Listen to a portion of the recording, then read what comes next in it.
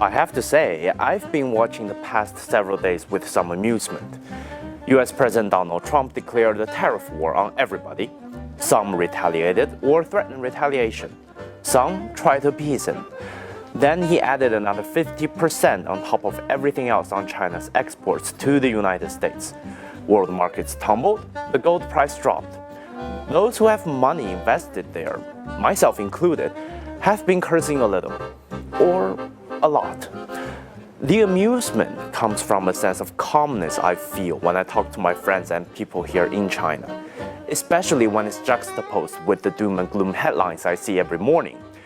If you watch the news, you would think that everyone on Earth is panicking. U.S. stocks are tumbling. More than 1,200 protests were scheduled nationwide, rattling markets around the world and fueling recession fears. Investor in the stock market is trying to figure out what the heck's going on here. But this is what I hear the most from my conversations. We knew this was coming. Trump was clear about it long ago. We were going to enact countermeasures because if you do this to China, you should expect to be slapped back. And third, in the war of attrition, you don't outlast China. America will buck first. And it's that third point I'd like to talk about.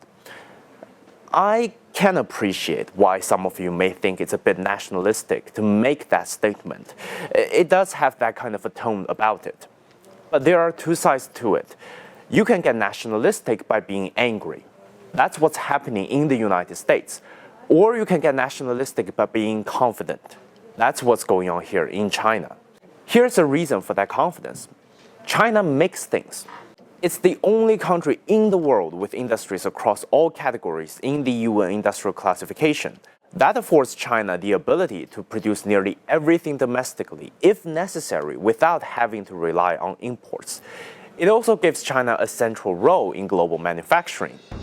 China accounts for nearly 1/3 of global manufacturing output. It has been in the lead for 15 years consecutively. That's accompanied by a horde of highly skilled workers with decades of manufacturing technical expertise. First in the world in terms of the size of talent pool, some 400,000 high-tech enterprises, and the largest middle-class consumption market in the world. If you want to know how desirable that is, consider this. The Trump administration is willing to start a global tariff war simply because it wants America to be able to do the same. Although the consensus is that the US is not going to get it anytime soon, if ever. New York Times columnist Thomas L. Friedman published this on April 7, 2025. Here's what he wrote. After 2 trips to China in the last 4 months, I've been trying to say this every way I know how. Folks, you just don't understand. What is coming out of China today is not just cheaper and faster. It's cheaper, faster, better, and smarter. This engine is the product of decades of massive government investments in education, infrastructure, and research. While China was building that, America's biggest new industry was political polarization and getting its children addicted to TikTok. Yes, they don't understand. Just listen to how Vice President Vance described China. We borrow money from Chinese peasants to buy the things those Chinese peasants manufacture. I don't know if this is really his view or if he's just being a good little soldier for the administration. Either way, that's telling. They don't get China. They don't understand the strength and the resilience of the Chinese.